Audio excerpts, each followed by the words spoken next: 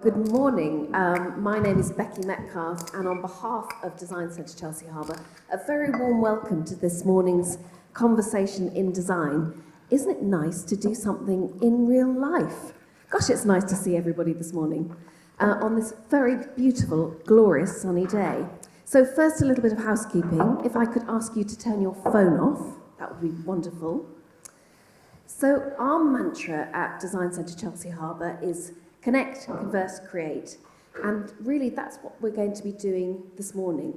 Sadly, our third panellist, due to unforeseen circumstances, can't join us today. But I am absolutely thrilled to introduce you to some next generation talent. Hal Messel, silversmith, and amazing fine artist, and Oscar Roberts, whose family founded Turnstile Design. This promises to be really fascinating. And who better to speak to our wonderful panellists than Emilio Pimentel-Reid? I'm sure you know him. He's hosted many talks for us in the past, but he's an author and also the co-founder of the Interiors Academy. I think we should give them a very warm welcome.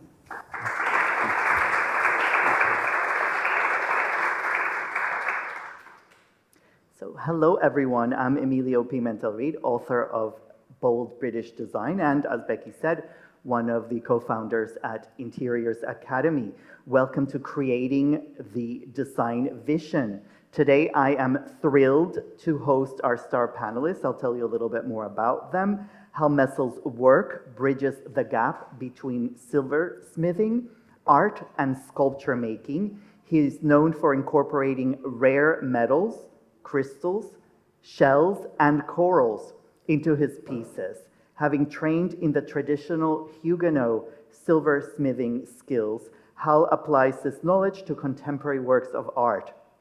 Oscar Roberts has grown up with Turnstile, the maker of artisanal door and furniture hardware, founded by his father, Steve Roberts, the same year he was born. So that was a busy year for the family.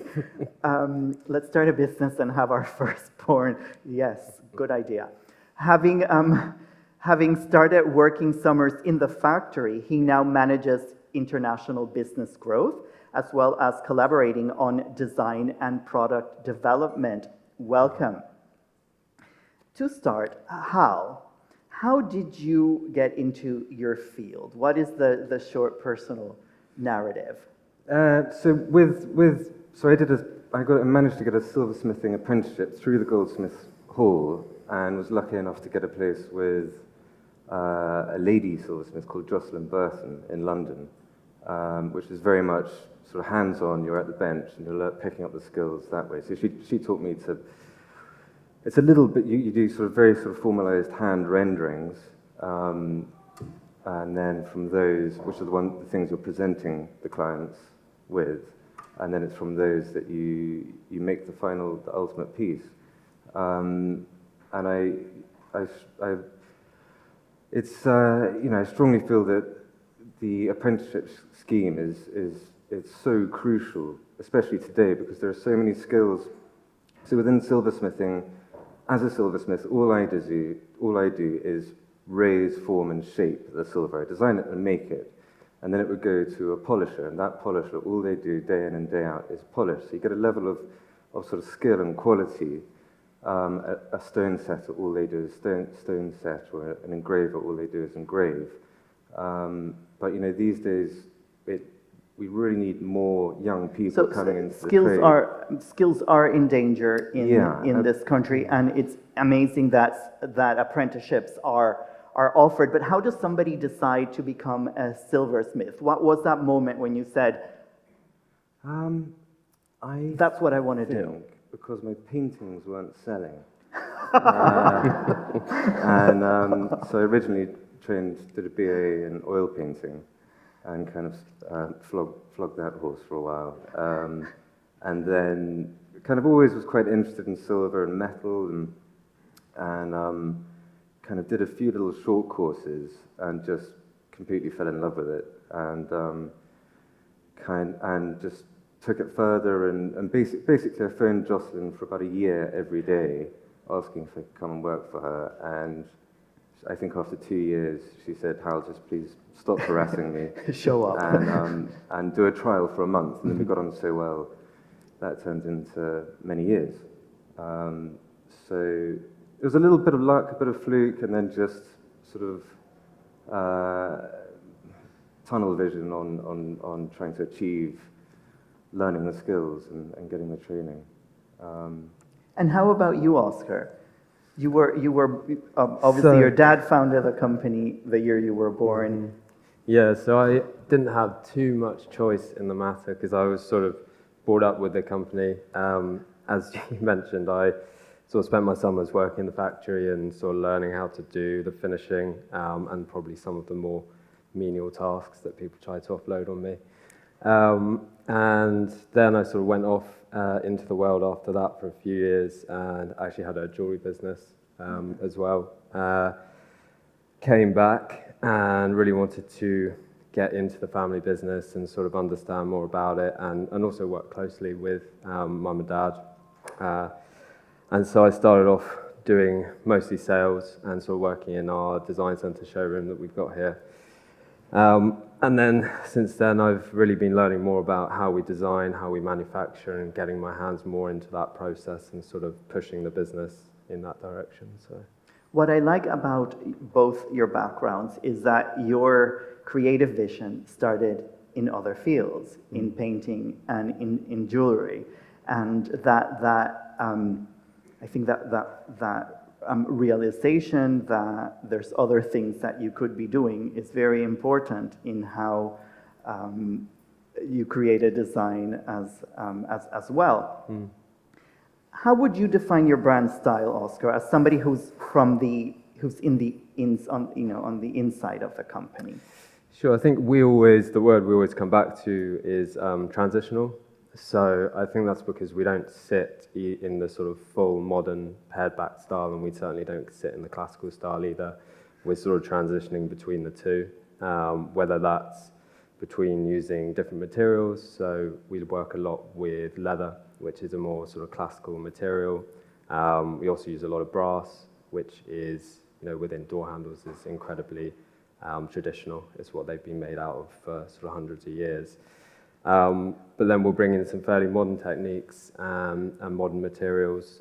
We use a material which is unique to us, which is called amalfine. So it's Amalfine. Amalfine, yeah. It's a resin composite essentially, and we take metal and marble dusts, which are often a byproduct of other manufacturing processes. We'll mix them into the resin, and then we're able to cast quite sort of elaborate and intricate patterns, which would otherwise be quite difficult in sort of something like brass. So I suppose we're always dancing that line between what can we do and how can we push this forward, and what's still in keeping with, our brand. And also pushing technology. Trying to, yeah. And Hal, you work with a lot of patrons who commission pieces. What is your style as an artist and creator? I try and remain quite fluid and flexible, but I suppose with the commissions from private clients or designers, it's quite often fitting in with the theme that they may have, or if not, I try and draw it out of them. But I suppose trying to remain kind of quite romantic, quite whimsical, kind of trying to bring a bit sort of magical but sort of, I suppose, loosely based on classicism, and then tweaking it and trying to give it my own sort of twist. And why do style. they come to you? What is it that makes them think Hal Messel is the person that I want to create with? I suppose I always like the idea that it's I'm sort of trying to create a story in a way. It's a centerpiece. It's the story of the client. I'm trying to bring out of the client what their likes are and aspects that might symbolize them. Things they like, things where they live, or the room it's in. And I like the idea that it's bringing something to the room or a home or an environment which will be loved and appreciated for hopefully generations. But also, I try and think about what people will be talking about around it. They might be having dinner, they might be, and what it's bringing to that situation. So I try and focus on them, really. They're the sort of key, and I think, and that's the really fun bit. You know, when you're talking to a client, they may say they've decided to go for me. They want me to make this thing, whatever it is, say a centerpiece, but they're not sure what it is. And then talking to them and having this dialogue and conversation, and then you suddenly see the sort of lights in their eyes come on because they get excited about it. They start getting enthused and going, God, could you do this? Can you do this? And you know, everything's possible. There are no limits to what can be created or made.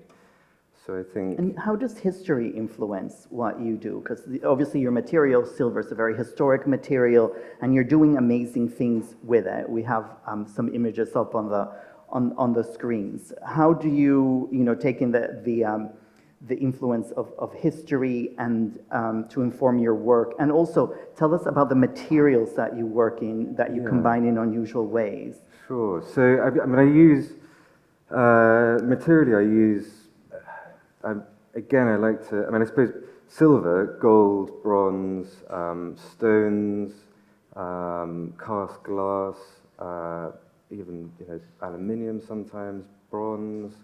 And I love experimenting, and so quite often I'll refer back to history.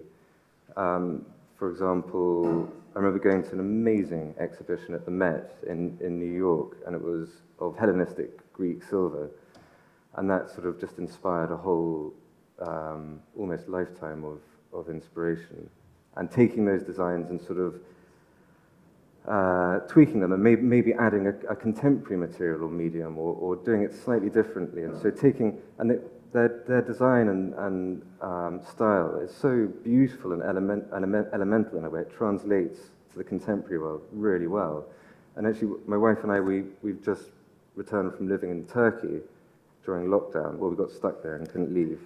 And then, but the things we saw, in terms of the quality of, I remember just seeing this really beautiful 2,500-year-old stone clamshell that had been carved.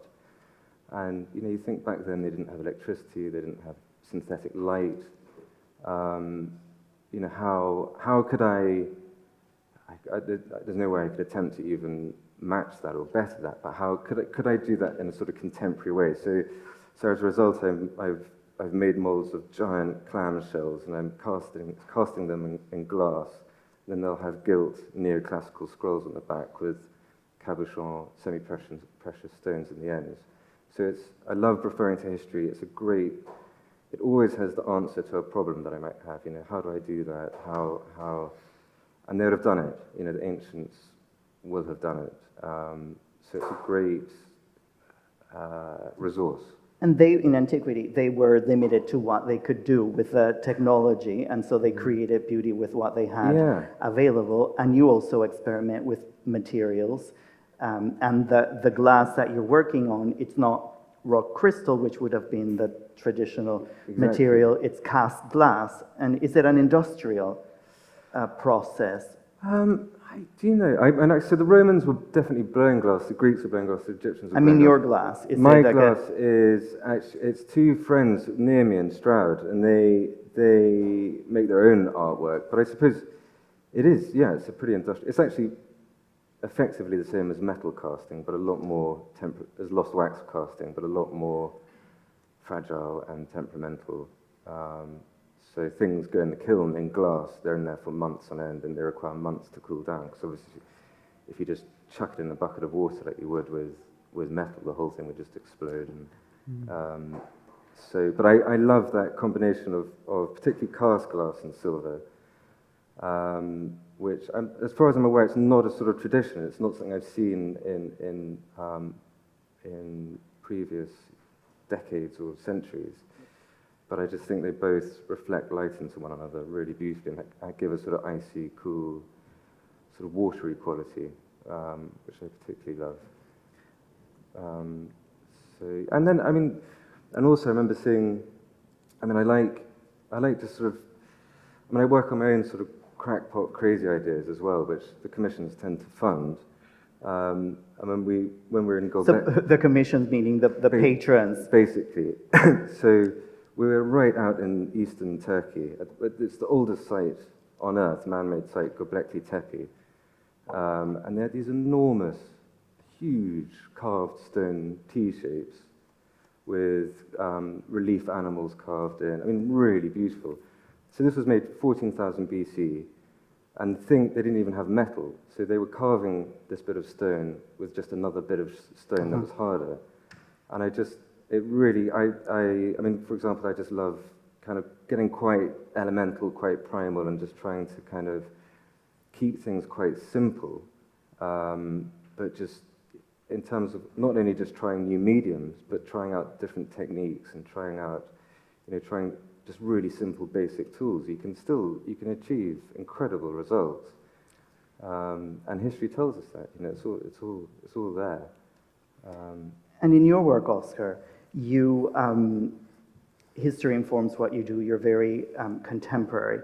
You Sure. make your own materials, and then you use things that have been traditionally included in hardware making. So tell us a little bit more about. Firstly, that was fascinating. I didn't know you could cast glass. We've been looking into working with glass as well. So that's definitely going to be food for thought. But yeah, I mean, we're definitely inspired by history in the sense that, I mean, my phone is filled up with pictures of old door handles because when I'm on holiday, that's what I take photos of, much to the annoyance of my girlfriend, who's probably trying to be on the beach, having a Well, I'm sure photograph. she's happy that you have door handles on your phone and not other things. So. True, it could be worse. It could be worse. I know. Yeah, of all the weaknesses. But no, so we're definitely inspired in that sense, and you've got to take inspiration from history and sort of look at what has been done. But I think the other way in which we incorporate history is probably our use of sort of artisan techniques. So we have 5 master saddle makers in our workshop at the moment who do all our leather craft. So they're, master artisans in their field, and they are dedicated to doing our leather hardware. So that's an incredibly historical process, that's been going on for hundreds of years. And this is saddle making, which is the highest quality leather. The reason it's saddle making is what we use for our door handles is bridle leather or saddle leather.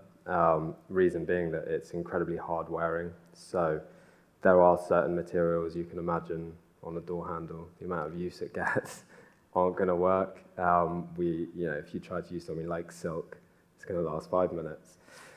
So we came to the conclusion when we started working with leather that it would have to be bridal leather and nothing else would really work. So from there, we then had to go about finding and recruiting these artisan saddle makers, and that's how we've ended up with sort of that process. In terms of inspiration from history, I think we're often trying to look forward, if anything, and see what can be done, what hasn't been done, what's a new material we might be able to work with. Just because something's sitting within a box, can we change it? We're always looking for something slightly different, I suppose, rather than just sticking within the core sort of materials. And when it comes to building the vision, we've discussed history, the past, looking at the future, having the right artisans, and also you mentioned something that sounds very basic, but it's very important, and it's the correct material. So you may want to have silk on your door handle, but that's not going to work. Yeah. And then you explore perhaps other things that have the same look. Yeah, so so a client might come to us with an idea, for instance, like silk. The closest thing we've had to silk is a client came to us wanting linen wrapped on a door handle, which would have looked lovely, but from our point of view, again, wouldn't have lasted particularly long. So what we're then able to do is take a material like aromalphine that I spoke about earlier, and we can basically cast down to fingerprint level of detail. So we could take this linen pattern, cast it in the amalphine, and then apply it to the door handle. So you've got all the benefits of the texture, and it's going to fill in with the design that the designer wanted, but it's going to last, for a much longer And amount of so time. you're finding solutions to a creative idea that's actually practical and works. So I want to open up this question to the two of you, and that is, where do ideas come from? What are you, Hal mentioned his trip. You're looking at things constantly. Where does an idea start from, and what is the process when you create a new design? Is it sketching? Is it... Ideas do, I suppose, come from everywhere. We're constantly looking for new sources of inspiration. Also working with clients. Clients have amazing ideas, often which we then can't use, obviously, because it's gone on a project. We're constantly looking for new things. With our design process, generally, if we're doing a new collection, we'll start with a door lever. That's always the sort of center point. And we'll tend to start with a hand-drawn sketch, just to get, flush out the initial sort of ideas, get a feel for what that might look like, understand the proportions. And then we'll start to build that out. We'll go away again and then do a hand-drawn, more accurate sort of technical drawing. And then we'll start to put this into CAD, play around with it. Often when you go from hand-drawn to CAD, it can look completely different, which always blows my mind. But we'll then take it from CAD and 3D print it a lot of the time. So then we actually have something we can work with, we can feel. Door handles are incredibly tactile. You need to be able to interact with it, feel the proportions are correct. Once we're happy with that, we will then start doing an actual, not production run, but make up a sample. And then once we're happy with that, we'll do a small production run, get some feedback from clients, because I suppose it's an incredibly expensive process to make a new design. Mm-hmm. So we have all these steps in place to ensure that at any one point, we're always happy with it before we just go, let's do it. Back in the day, in the 90s, we used to be able to do it much more quickly. We had less of a big machine around us. But now, it's a more involved process. We've got to get it out to all our dealers. So I'm glad we've moved on from the 90s. In some sense. In some sense. Hal, tell us about the client that you're working with in Montana and the Chipmunk project. So I've always been really lucky in having lovely clients, and there's always been sort of autonomy. I've been allowed to kind of suggest things, and they've, on the whole, been very, very amenable. As is this client, but she's likes to be quite involved, and so she lives in Montana, and she wants this very large centerpiece, and the centerpiece incorporates all the sort of flora and fauna of Montana. So you have bitterroot flowers, which are the candle holders, and maple leaves, and then you can add, in the spring, you can add sort of fronds of dog roses, and then you can remove them so it becomes appropriate for the autumn or the fall. And then she said, I love chipmunks. So that's a challenge from a... And I said, I think, I'm not sure chipmunks would be, and I'm not sure it would be quite appropriate for this, but have you ever thought of maybe a little bird, a hopping bird? No, she said, no, I must have chipmunks in here. So I said, okay. So what we did, we came up with, she wanted a chipmunk salt cellar. So it's a little chipmunk sort of crawling up this really kind of gnarled, beautiful tree root, which is open, and then there's a gilt salt spoon with a little nut acorn on the end, so it looks like the chipmunks. But you see, I wouldn't have, and I love it, it's brilliant, mm-hmm. But I kind of, for me, when it was first proposed, I thought, oh my God, no, I can't. But actually, the great thing about that is we've created something which, I wouldn't have come up with on my own. And it's brilliant. I love it. It's a great creation. It I mean, works for the centerpiece. First of all, how wonderful that there are patrons commissioning silver centerpieces in the 21st century Yeah. and supporting artistry, and then that the centerpieces can change over the seasons, and you're creating the magical, whimsical, delightful elements that allow this to be used throughout the year and still surprise. And then she throws you potentially a challenge of, and you're able to have that discussion, refining the concept into an actual design that is beautiful, that she's happy with, and you're creating something magical for the future. Yeah. That's quite cool. How do, and this is a question both of you, how do you identify the right technique to make a design? You both work across different materials. Where do materials come in creating that design vision? Good question. Thanks, Hal. Yours is probably more No. important. I mean, mine. Yeah, no, I suppose, Mine's no, just to look materials are obviously, incredibly important. I mean, it's similar to what I was saying earlier about the Amalfine. A huge part of it with door handles is the practical side.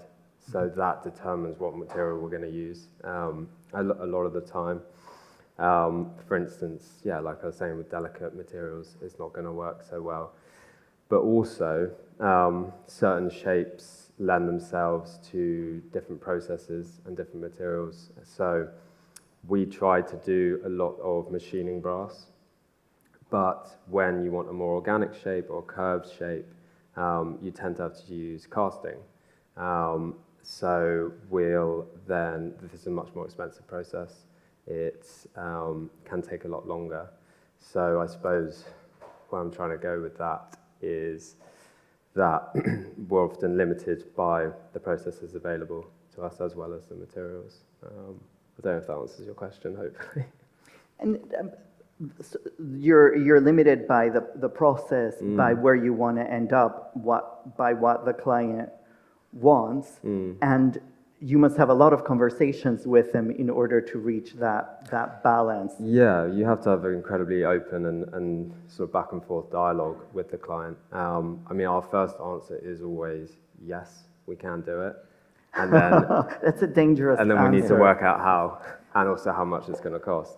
Anything's possible with an unlimited budget, right? So, What is the strangest thing that a client has requested? the strangest thing, I mean, we've had some pretty dodgy color combinations of, leather over the years, because we do a lot of custom leather, so clients will give us leather to work with. And without naming names, there's been Of a few course. dodgy ones. And then obviously taste is very personal, and you deliver what the client wants. course, But yeah. people also come to you for your expertise. So do you say, well, in this color range, there's like all of these hues and all that, and then Yeah, there is that. I mean, a huge part of where we can sort of, I suppose, lend our expertise to a client is on the engineering side and the practical side of it. Ultimately, no matter how nice you want it to look, it still needs to function first and foremost as a door handle. It's form and function together. So we're definitely having to work within those boundaries. So we can then, advise a client as to, look, let's tweak this, let's change this. There's going to be too much pressure on or too much movement in this one particular part. And we're tweaking it down to somewhere where the client is happy and we're happy that it's going to last for, 20, 30, 40 years. We did a collaboration recently with Winch Design. and that's the yacht design Exactly. company. Andrew Winch, Winch Designs. They came to us to develop a door handle, and they had some very sort of artistic, incredible designs, which we had to work out how to make practical and make work. So that was an incredibly sort of, I suppose, collaborative So you're working with one of the top yacht design firms in the world, and there's special requirements for yachts, and they come to you with their knowledge of the yacht design business. And their design skills. We'd never done a collaboration before. We've always designed in-house, but it was quite, I suppose, it's nice to have a breath of fresh air, different design perspectives. Like you said, they work on these incredible super yachts and have been very successful at it. So to have that different perspective was really valuable, and we've then taken forth elements of that into our inspiration, through our new range. And what specific things did they contribute, suggest that you thought, oh, we had not considered that, and this makes sense, and how wonderful that we're doing this together? They suggest, so on this particular collaboration, the pattern is incredibly intricate, and we had to effectively sort of hand carve and then 3D print to get the final result, to get this pattern. And typically we'd not thought of, I suppose, going for something quite that in depth. We tend to, find something maybe with a more natural form that we could just take on. So that was a good learning experience, because now we have that mindset to take forward into sort of new designs as well. So it's very positive to have that collaboration, because the been client really or valuable. partner pushes that vision and leads you to an unexpected result.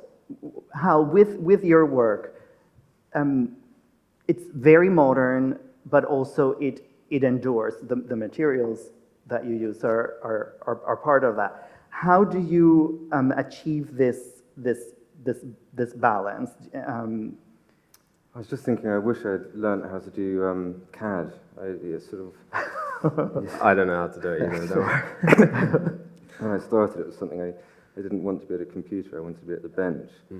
But now it certainly makes life a lot easier. You can outsource it. And so what was the question? I can't...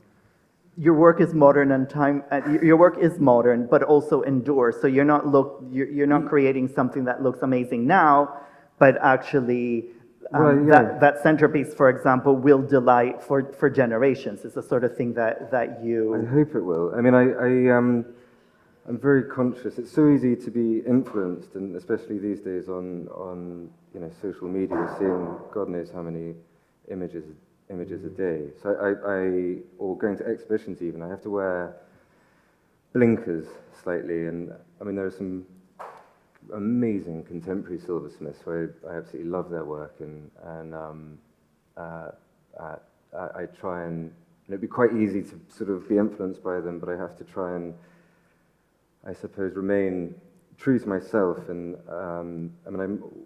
I suppose I always refer to nature, because I mean nature, the earth is the best designer really of all. So trying to pick up on certainly with, say, that Montana centerpiece, it's looking at nature, but not trying to do a kind of slavish pastiche of a leaf or a flower or a hopping bird or a chipmunk. It's trying to kind of put that into my own language and trying to add my own texture and style, and kind of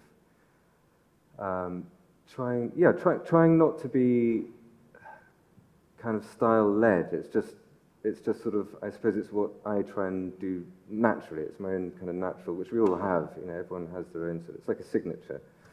So trying to put my own signature on it, and not trying to be something else, it's not easy. It takes quite a lot of focus and dedication, I think. And that's great insight when you're creating a design vision for a project, for yourself, for your identity, that you are true to yourself, and there are a million images out there, and you filter them and do your thing. Yeah. Do you both experiment a lot? Yeah, I do. In your work? Yeah, I love it. I mean, especially if I'm stuck on a project. So I'll quite often I'll design something and not expect it to be approved, and the client approves it, and I think, my God, how on earth am I going to make this? I didn't actually know. And so that might involve having to make certain bits of equipment and tools to actually make this piece. And then sometimes I need a break from it all, and I need it because silversmithing is very intensive. It's hard. It's physically enduring, and sometimes I just need to do something completely different, just to go away, and that's when the ideas and inspiration happen, and then I can come back to it and know exactly what I need to do to carry on and complete the piece. So I might do kind of stone carving, or I might do experiment with all sorts of different medium. I might, I've got really into, that ancient Japanese method of burning wood. So I'm playing around with that and trying to add different, adding silver to that. So I'm constantly playing with different mediums and adding them together in different combinations. And more often than not, it doesn't work. But sometimes, for example, with the cast glass and silver, it does work. And I love that, also that collaboration. So I don't do the cast glass. Those are friends down the road from me, and I love collaborating with them, and I love collaborating with other artists and craftspeople as well, because that's when really exciting stuff can happen, and you can come up with stuff that you wouldn't have been able to on your own, and create really kind of dynamic pieces. So yeah, for me, playing around and experimenting is a big thing, because that's where the unexpected happens. Yeah, I completely agree. You got to experiment, right? I think it's probably the best part of it. Yeah. Is sort of having fun and finding new materials or new techniques. Yeah, it's the best part of the job. And what tips do you have for our audience members on how to create that vision so that they can create their own version of that vision? For me, I mean, I can speak on door handles, obviously, not the wider picture, but it's definitely a big part of it is cohesion and making sure all the details add up. I think you've got to get the details right, and then also you've got to look at the greater picture and make sure that all of those details are tying in with one another. And generally speaking, that makes for a fairly good recipe. For us anyway. And that's something, because your product is door handles, but this is a brand, and so all of these details help build your brand it all vision. has to look like part of the same brand, right? They all have to look like they are a turnstile style handle. We played around with other styles or trends, and it hasn't particularly worked for us. We have a style, and we kind of have to work within that. That's what our customers come to us for. That's what they expect. So I suppose that's a challenge as well, because you have to kind of work within a brief. It'd be great to go and do all sorts of different things, but yeah. But the brief is, those restraints created by the brief is something that keeps... They're self-created, so we put ourselves... That keeps you focused. Yeah. I was just thinking, I think probably one of the things I've learned at the beginning when I first got into it, I was there with a sort of self-flagellation stick. Every piece I made had to be, a masterpiece, and it had to be amazing, and obviously I couldn't live up to that kind of self-imposed expectation. So I think, it became hard work. So I think slowing down, letting go more, and being more open and sort of fluid, and actually pausing, being able to pause and wait for inspiration, and going out and not having a kind of closed mind. I used to have a lot more of a closed mind in terms of things I looked at, influences, and things I liked, and now it's a very broad spectrum.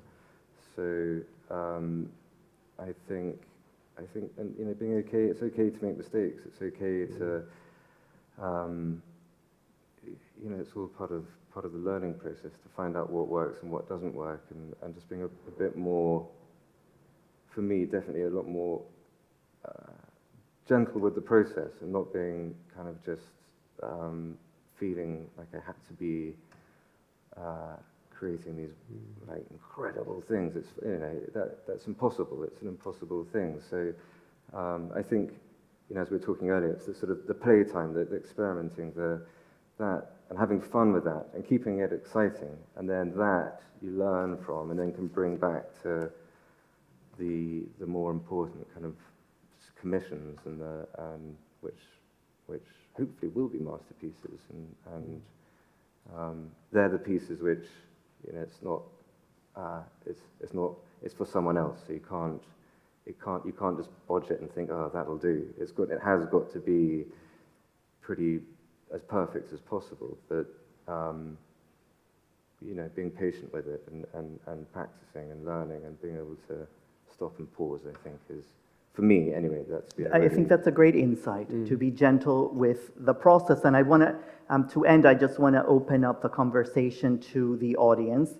Because of certain restrictions, we may or may not be able to, we can't pass the microphone around, but if any of you have questions for Hal and Oscar, you know, do say them out loud, and I will repeat them for the sake of sound.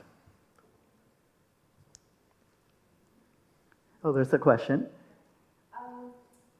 Firstly, thank you for highlighting that you worked with Jocelyn Burton, because over the last year she's touched, there's been so many touch points where she has come into conversation, and she was an incredible woman.